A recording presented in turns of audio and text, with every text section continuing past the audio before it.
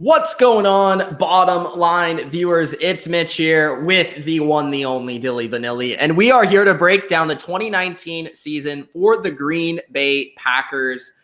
Our prediction, our preview for Aaron Rodgers and new head coach Matt LaFleur in Green Bay. A lot of expectations at first season of Matt LaFleur. He is expected to bring in a winner right away for Green Bay because Packers fans, they're used to winning.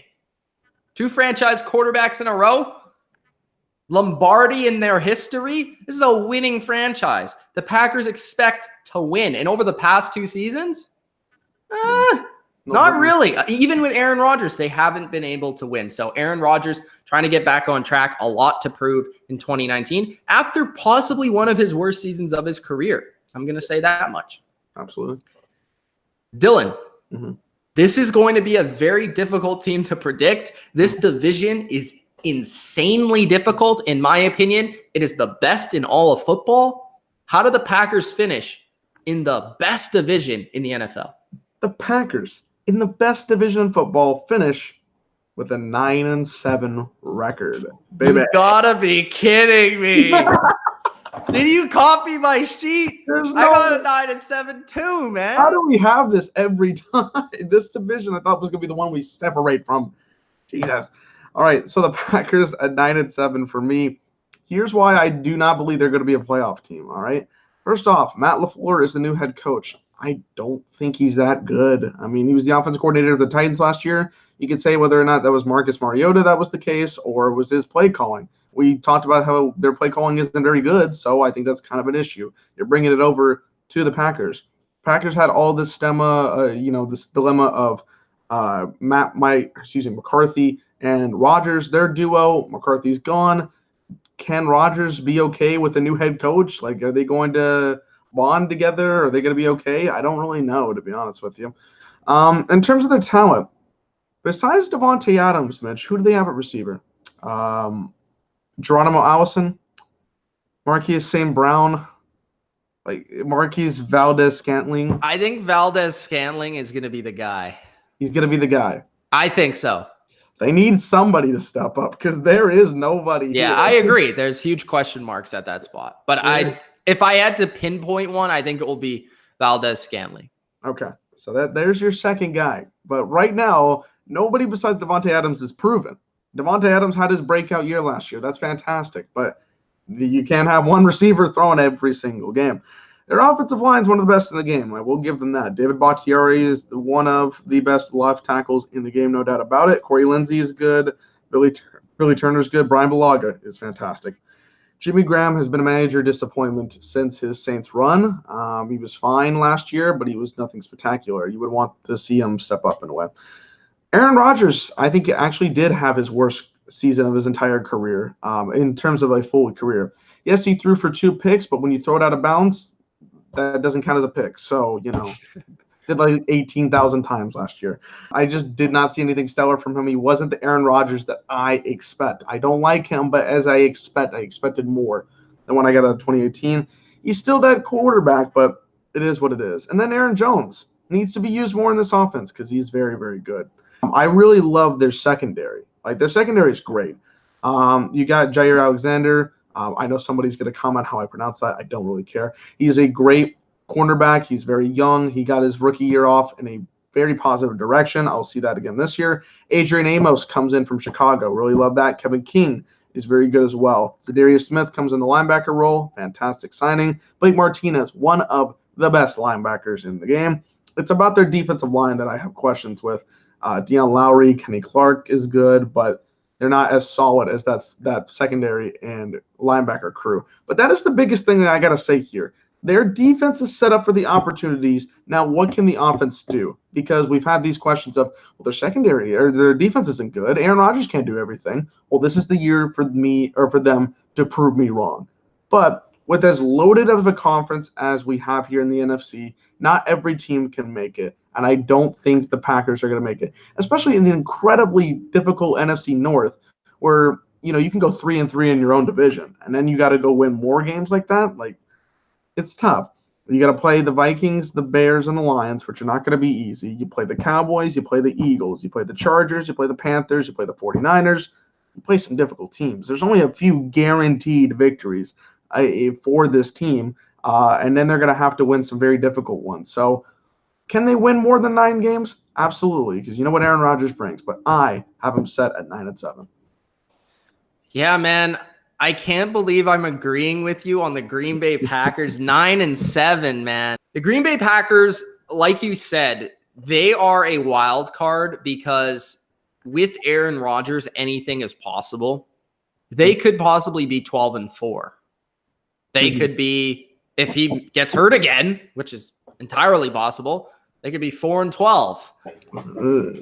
The Green Bay Packers, I like the direction and some of the signings and things they have done throughout the draft. Like they had 2 first-round picks this year. I liked both of them.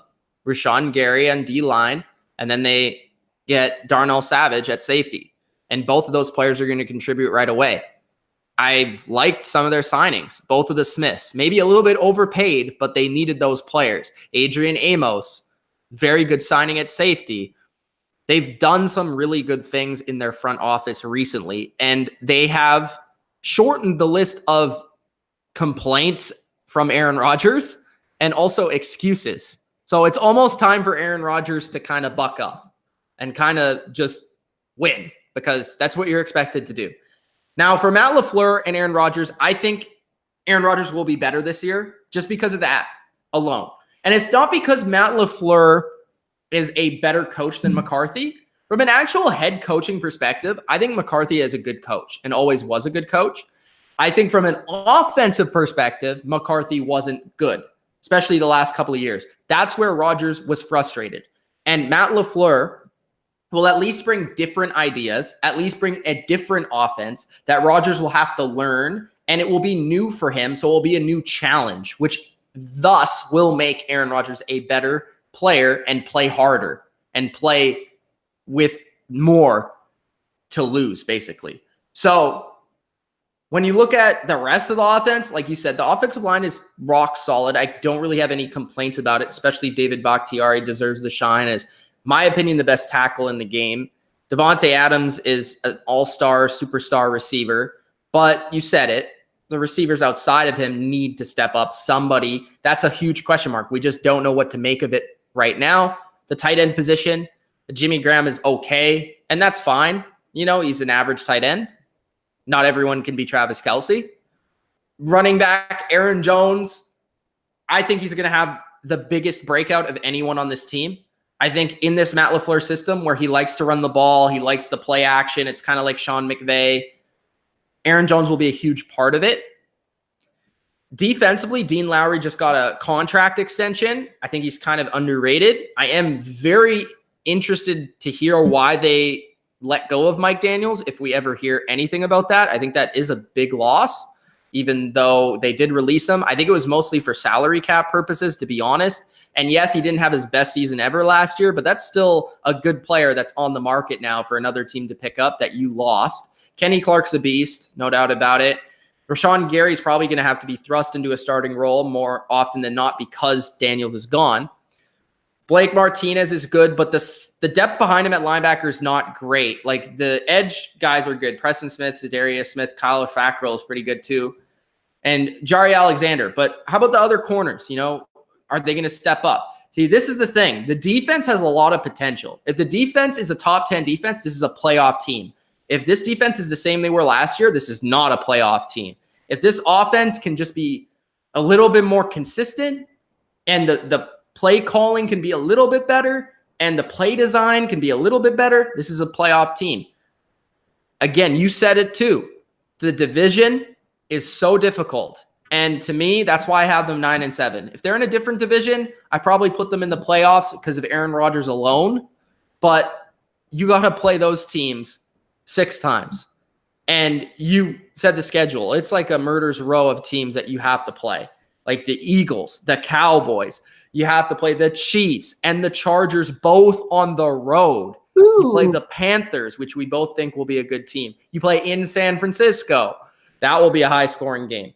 So you have a lot of difficult opponents, plus this division. I do believe the Packers improved, which shows in their record, but I don't think they're good enough to make the playoffs this season with that schedule and this division. Yeah. Gronk, spike the like button. Subscribe to the Bottom Line View for more NFL videos just like this. I hope you guys did enjoy it. Comment below your opinion. Do you agree with us? Do you disagree? Do you think the Packers are better than we're giving them credit for? Are we overlooking an aspect of their roster? Or do you think we're right on the money? Let us know. Thanks for watching, and peace out.